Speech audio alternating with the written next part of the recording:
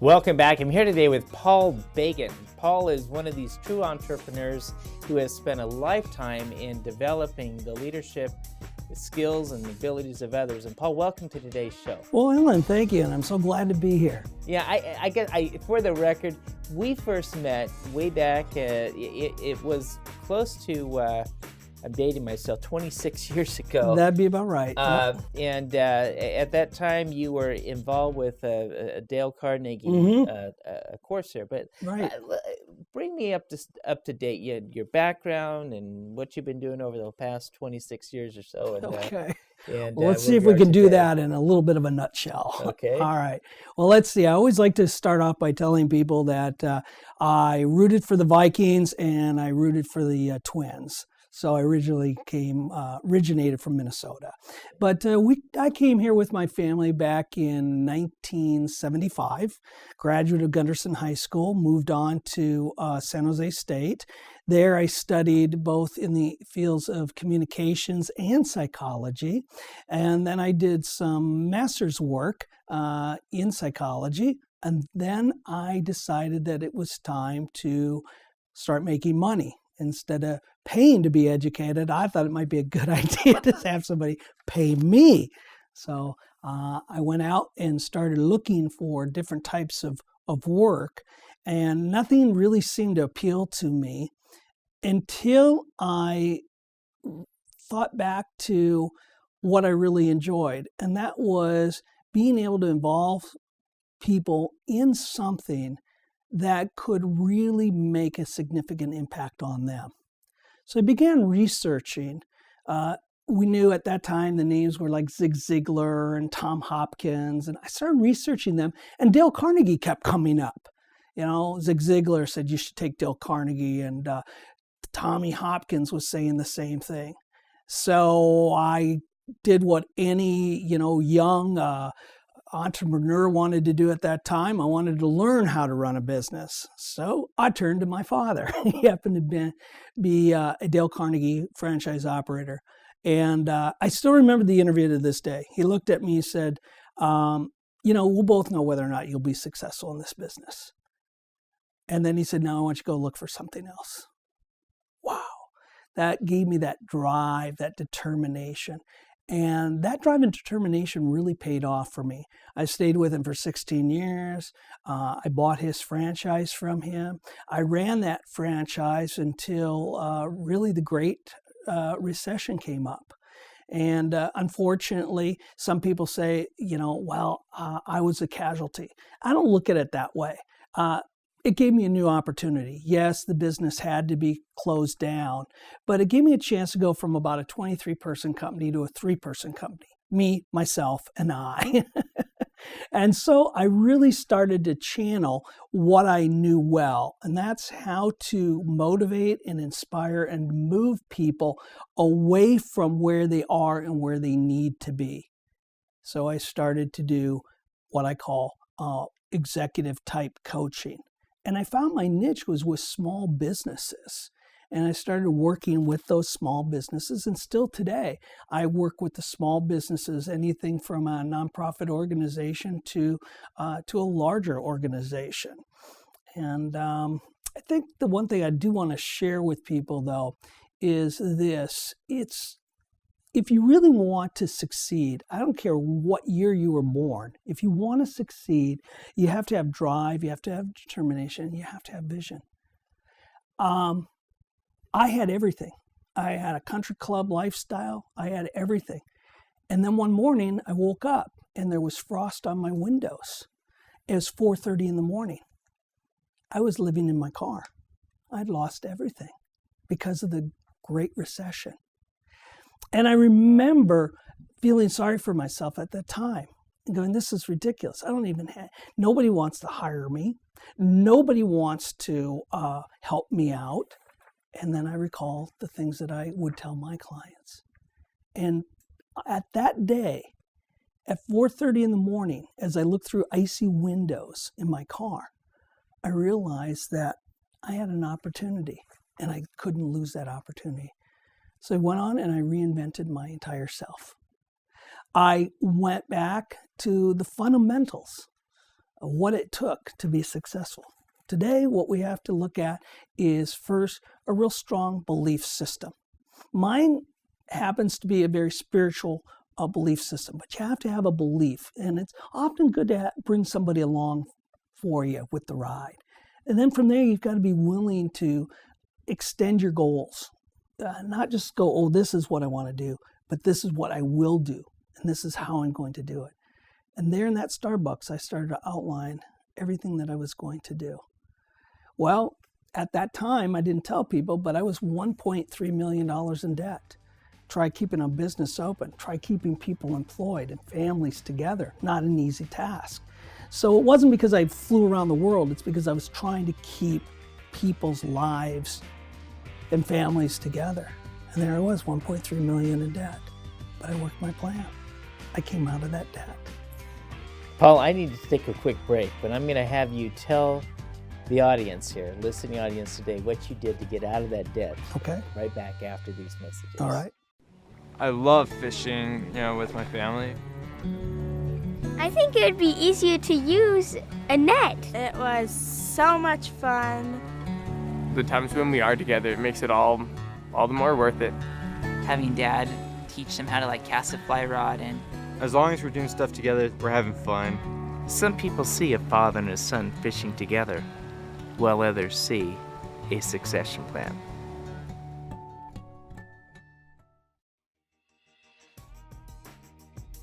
Welcome back. I'm here today with Paul Bagen. Paul is one of these true entrepreneurs.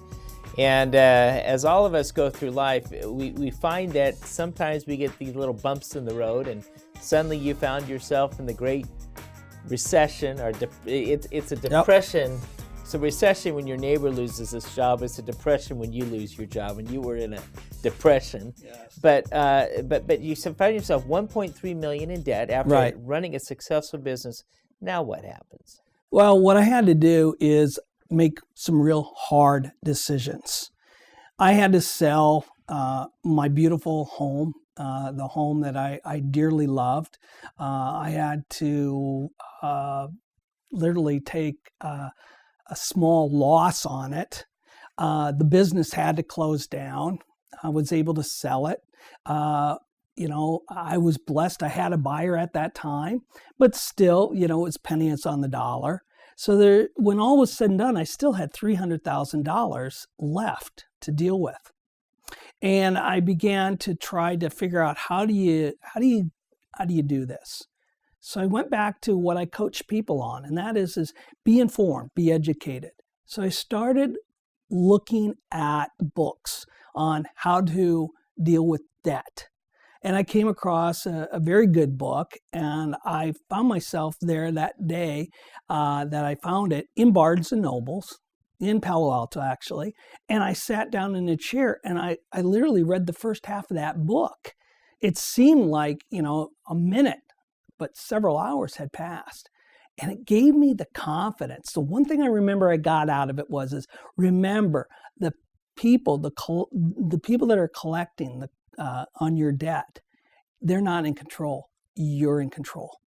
And I flashed back and I thought, that's what success is. And that's what I coach people on today is take control. Don't allow other people. Take control. You be the person who designs the outcome. And so I said, I'm going to erase all this debt. And I got on the phone. And very professionally, I used the tips that I needed to use with the collectors. And one right after another, we were able to negotiate, settle on the agreed upon amount.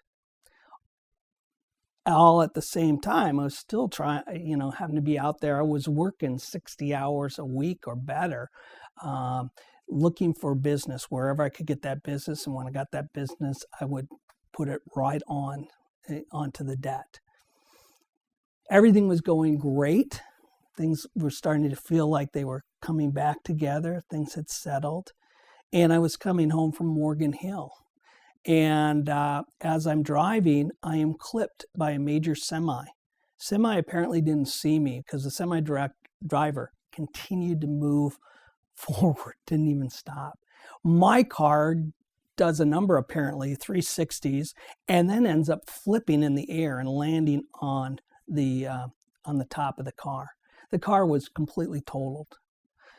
And I remember the paramedic that was pulling me out as they had to use all their different tools.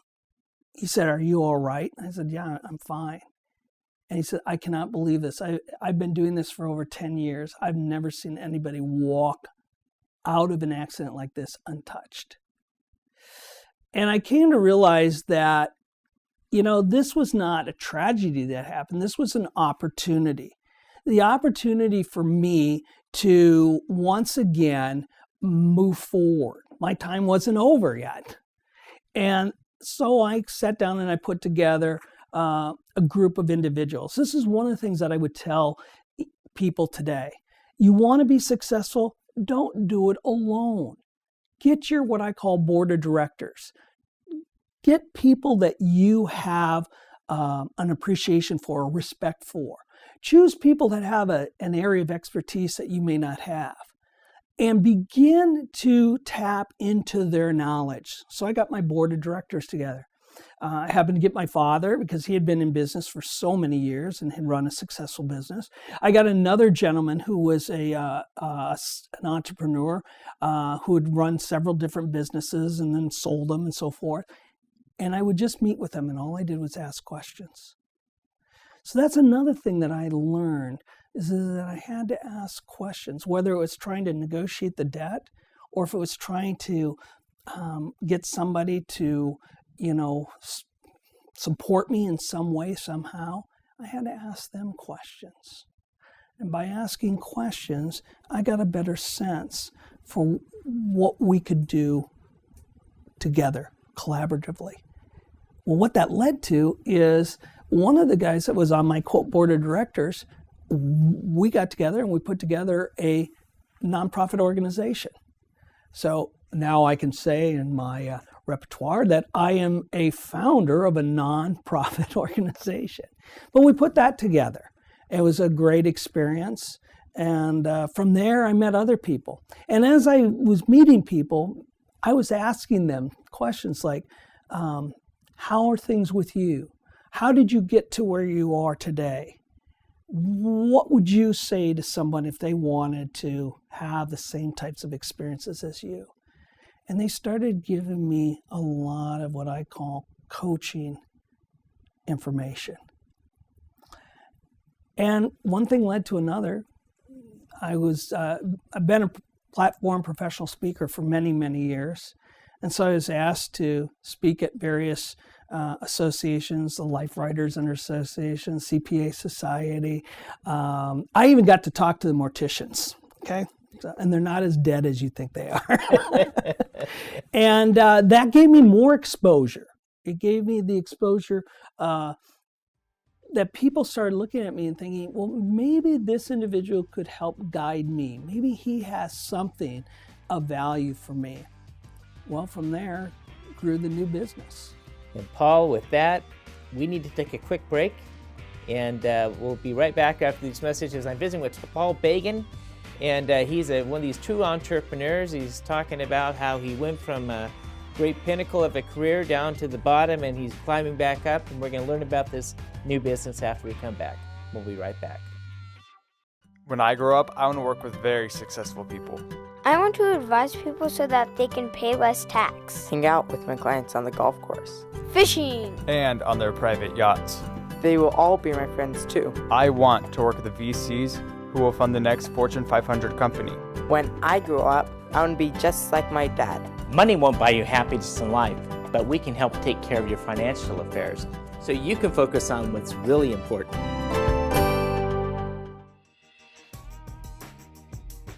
Welcome back. I've been visiting here today with Paul Bagen. Paul is one of these true entrepreneurs of the Valley. He had a flourishing business running the Dale Carnegie program in Silicon Valley, and then with the turn of events and the great recession, or I call it the dot bomb, but there was a life-changing event happen, and so you pulled yourself back up. You went through a car accident, survived that miraculously, and then you began to launch this new business. And what exactly was that?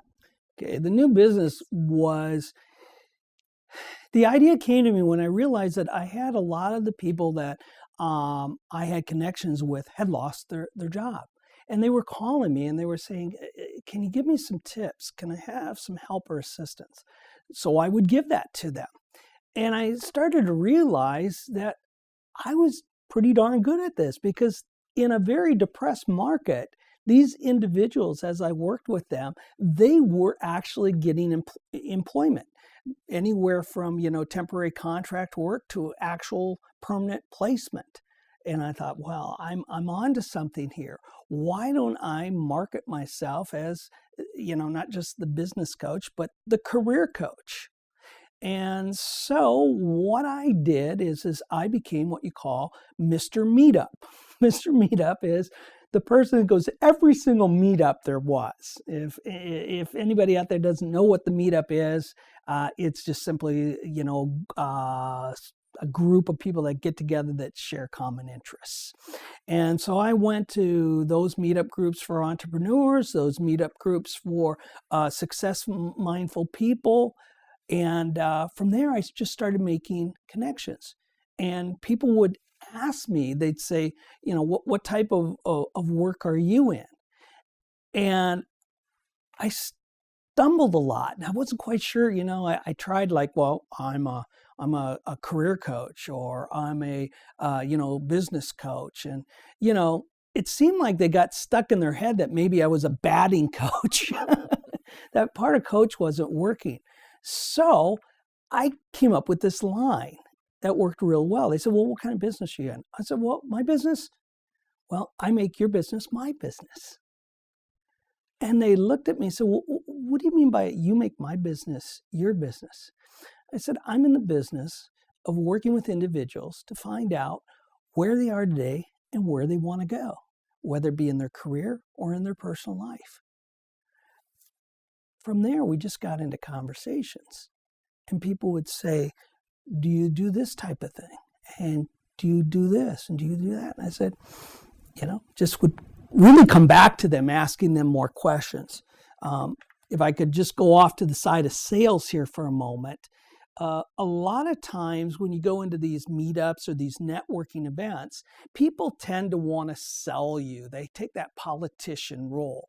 It's like, hey, I'm Paul Bagen and I'm running for Congress, and you vote for me. I don't have a clue to what you do, and I certainly don't know what you can do for me. And you want my vote? And I thought, I need them to understand what I do. And they have to see how I can do it. So I just started asking questions. That's a point that I would make. As in networking situations, ask questions. If they ask you a question, come back with maybe an answer, but then come back with another question. Hey, let me take off on that point. When you ask questions, when you answer a question with a question, what happens in that relationship? And what's your experience? It's been a good one. But timing is somewhat critical here. What I mean by that is that the moment you get into a dialogue with someone, you can't jump right into ask a question, then they ask a question, you ask a question back. But as you start to develop kind of an understanding of one another, a little bit of a rapport, I like to use a question like this. If somebody said to me, Alan, I'm in the business of finance, I might come back and say, how do you mean? And then they may say, well, I mean, this is, I deal with numbers and figures and such. I could say, oh, are you in bookkeeping? But what I might say is numbers, figures, can you elaborate on that a little bit more?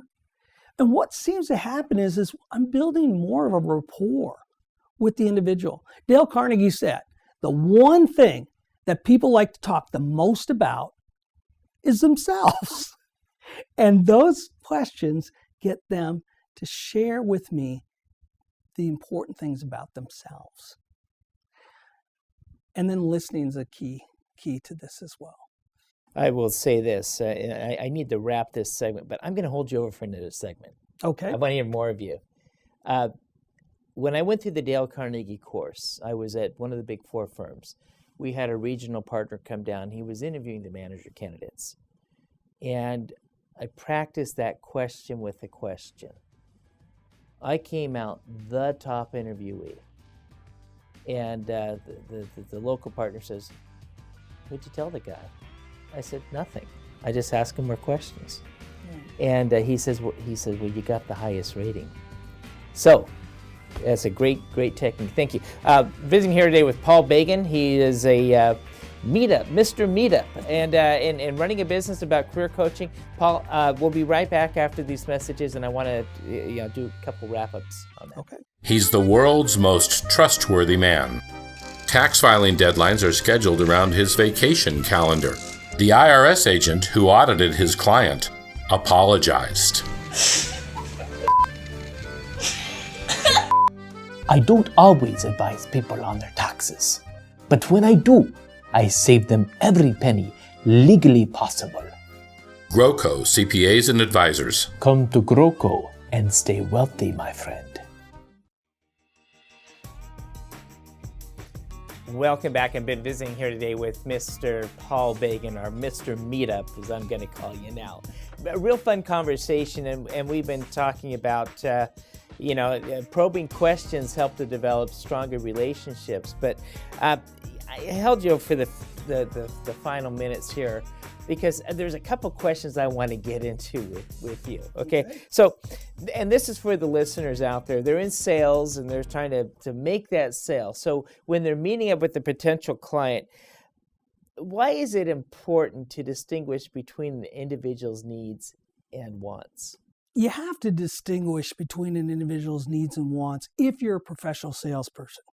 If you're not a professional salesperson, if you're just a salesperson out there looking out for your commission or your bonus or your next trophy, throw all the cares to the air.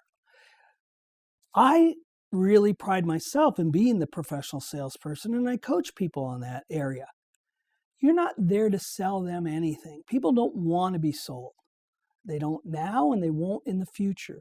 People want to know that you understand what their needs are and that you can confidently show them that you have a solution to that need. They may want a Ferrari, but what they need is a car. It's not a good thing for a professional salesperson to try to sell somebody something that they don't really need. I got a question there. But if you work for a company, you got to sell the product. How do you get a person interested in what you have? I take the approach of asking questions again.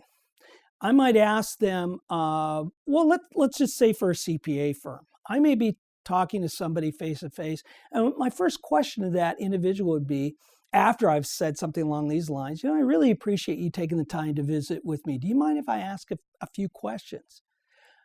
You took time out of your busy day. Why was that? Then from there, I'll say, you're currently using a firm, are you? Yes. What do you like about that firm? What do they do that allows you to say they're worth what I pay them? From there, I start asking other questions. Are there any areas that they may be, for the lack of a better word, falling a little short in? Here, I can start to hear what the need may be, because oftentimes they'll say, I feel that an area is that they're maybe growing too big and they're relying too much on technology. Oh, so what I hear you saying is that working with a firm that really has that personal touch more than maybe the technology, that's important to you. Would that be a fair statement?